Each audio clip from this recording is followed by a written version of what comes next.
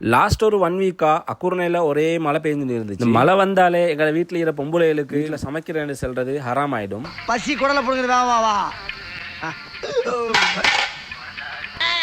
சரி வேற எங்கேயாலும் போய் சாப்பிட்டு வரும்னு சொல்லிட்டு நான் போன இடம் தான் அக்குர்ணையில் புதுசாக ஓப்பன் பண்ணிக்கிற இந்த டைன் டைம்னு சொல்ற ரெஸ்டாரண்ட். இது அக்குர்ணையில் மல்டி சூப்பருக்கு ஆப்போசிட்ல தான் திறந்திக்கிறாங்க. கணக்கான அளவு பார்க்கிங் வசதியோட உள்ளுக்கும் நல்லா சீட்டிங் எல்லாம் வச்சு நல்லா அழகா செட் பண்ணியிருந்தாங்க. அவங்களோட மெனுவுமே பார்த்தோன்னு சொன்னால் மிச்சம் பெரிய மெனு ஒன்று இல்லை, ஒரு சின்ன மெனு தான் வச்சிருந்தாங்க. அது எனக்கு ஈஸியா இருந்துச்சு சூஸ் பண்றதுக்கு. போன உடனே நான் ஒரு ஸ்டார்டருக்கு இந்த கிறிஸ்பி ப்ரோன்ஸ் ஒன்று எடுத்துருந்தேன். அவங்க இந்த ஹைதராபாத் பிரியாணி கொஞ்சம் ஸ்பெஷல்னு சொன்னாங்க. ஸோ நான் அதில் ஒன்று ட்ரை பண்ணி பார்ப்போம், அதை ஒன்று எடுத்திருந்தேன். மூணாவது ஐட்டம் எடுத்திருந்தேன் இந்த ட்ராகன் ரைஸ்னு ஒரு ரைஸ் ஐட்டம் ஒன்று எடுத்து. இதில் இந்த ஸ்டார்டருக்கு வச்சு இந்த கிறிஸ்பி ப்ரான்ஸ் வந்து சும்மா அல்டிமேட் வேற லெவல் டேஸ்ட்ல இருந்துச்சு. அந்த மாதிரி செஞ்சிருந்தாங்க. பெரிய பீசஸ் வச்சிருந்தாங்க அந்த ப்ரான்ஸ் எல்லாம். அதே போல டிப் பண்றதுக்கு தந்திருந்த சோஸ் அண்ட் மயோனைஸ் எல்லாம் நல்லா வச்சு நல்லா இருந்துச்சு. அடுத்த ஐட்டம் தான் இந்த ஹைதராபாத் பிரியாணி. வெளியில எல்லாம் சொன்னது மாதிரி நல்லாவே இருந்துச்சு.